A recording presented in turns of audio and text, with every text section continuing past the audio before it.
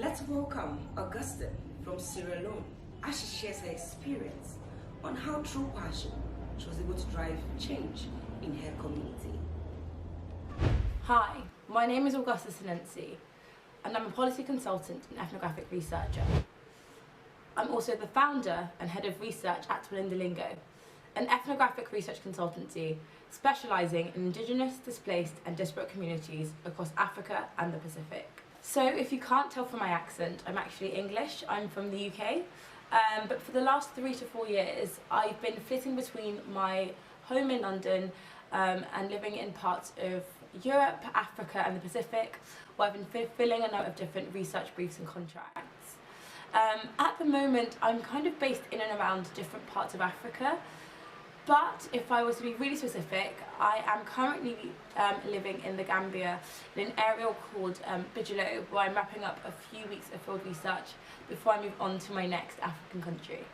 I think that my childhood had an enormous role to play in kind of the current trajectory of my life and who I am as a person. I think that having parents that encouraged me to be a free thinker, to question and to speak truth to power on matters and issues that I felt were wrong or were not a universal truth or objective truth, meant that I grew up being quite fearless and outspoken. And in my childhood and adolescence I spent a number of years working and volunteering for different NGOs, advocacy groups. I worked with genocide survivors, Holocaust survivors, refugee people, and also represented my local youth constituents at a county level, at home. But I also think that growing up with parents of Sierra Leonean ancestry, but being raised in a British household, it created this sense of duality in my experience. I grew up speaking English, and although my parents spoke to me in Creole, or Aki as it's called nowadays, I was never encouraged to speak Creole back.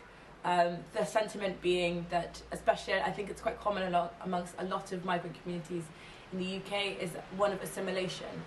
That you should forego your past kind of cultural norms and heritage and become this new British and become a part of this new Britannia, which is about putting your British identity above everything else.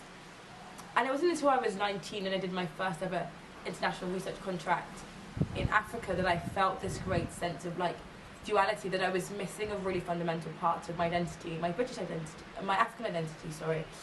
And it made me want to learn more, but I don't think that I would even consider pursuing a career or a research career that centres so heavily on Africa if it wasn't for that space that I had growing up to not be one thing, to not have societal impositions of who I should be dictate the kind of trajectory and journey of my life or how I expressed myself.